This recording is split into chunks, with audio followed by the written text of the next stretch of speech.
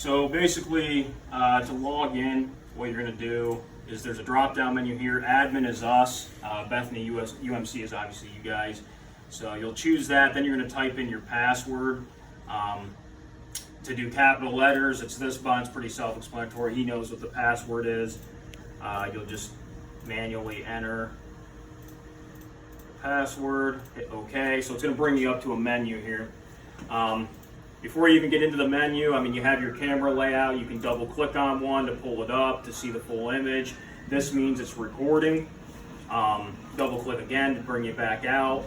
If you want to zoom it in or whatnot, there's a PTZ control down here. There's an actual zoom feature. However, like I was just explaining to him, if you do zoom in, it is going to stay zoomed in at that point, and basically anything around it that you're not seeing on the screen is not going to be recording. So we have them all zoomed out to capture the biggest images as to what's most relevant, basically. So I don't know if anyone's really going to be messing with that.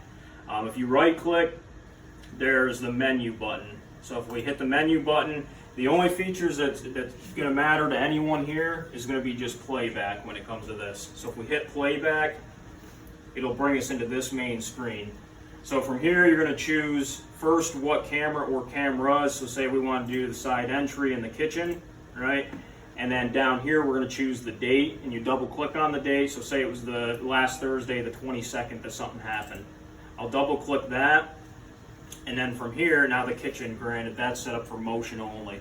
I was telling him earlier that the two outdoor cameras are always recording.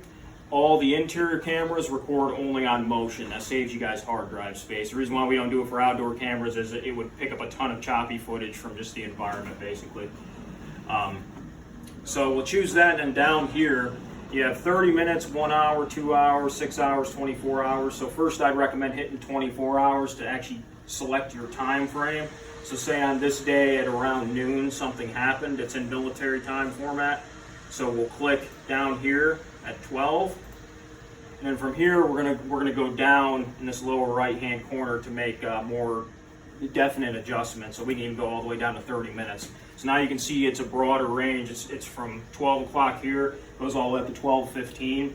And we could scroll through here or fast forward. There's fast forward buttons to get to wherever said event happened, whatnot.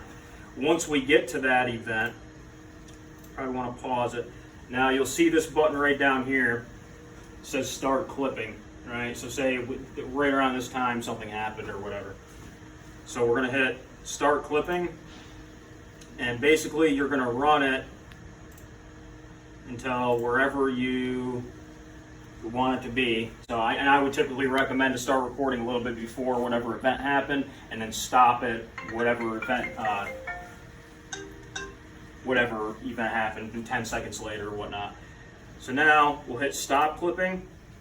All right. So now we have, after that actually has it internally saved, right? So that whatever we just did, we did like a minute's worth right there, whatever. And it's both of these cameras. We'll now go to file management. It's the little gear icon. If we hit that, it's going to have these files in it. So what you're going to do, and actually I think for demo purposes, okay, yeah, I see. So what you're going to do from here, you're going to choose what clips you want to export. You're going to hit export. I was telling him earlier, there's a thumb drive in the front. This is flipped around right now just to fit up there. There's a thumb drive slot in the front of it, USB drive. Plug a thumb drive into that. You'll hit export. You'll bring the footage onto that thumb drive. Now, something really important to keep in mind, when it comes to the playback of anything off of either of both of these DVRs or NVRs work the same way, by the way. So it's the same way inside the nursery, only that's one camera and that's it. And that's not connected to the internet, by the way, like we discussed. So these, in order to view them on a computer or anything, or you're giving them to the police or whatnot, they will not play off any other video format other than, it's called, I think VS Player or something, I can't remember at this point, but basically it's going to ask you if you want to export the clips, and then if you want to export the player. There's an actual specific player for this to play the videos. You're going to want to do the player. If for whatever reason it doesn't work on a computer, and I have seen that before, to where like the player that you pull off of the NVR, you go to put it on your computer, you try to load it, and for whatever reason it just doesn't want to work, you'll just want to go to the Hikvision website, same name as what's on your phone, Hikvision, and look for the player and just download it from there, and then they'll work. So that's just for your information if you ever notice that it doesn't work with the one that comes off this. But Windows Media Center, Movie Maker, all those ones that are like on computers typically, they will not play these videos. Okay, so just so you guys are aware.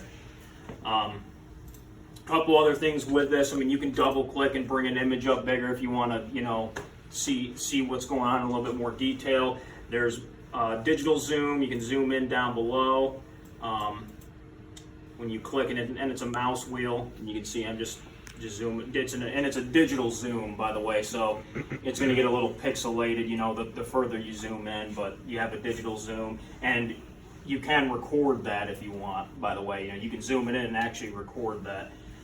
Right click brings you back out, and honestly, that's pretty much it as far as the playback goes. That's really all there is to it. When you're done with that, you can exit. There are some video clips to be saved. You want to save? I'm going to click no because that was just a demo. So we come back to here. You can click exit. It's back to the main screen here. You can set it up for an auto switch if you want. So you can double click on the camera, right click, and you can do start auto switch, and it'll change every like 5 seconds. It'll scroll through. One thing I would make you guys aware to, I probably wouldn't recommend. Are you planning on like leaving the screen always on? Like, is there always going to be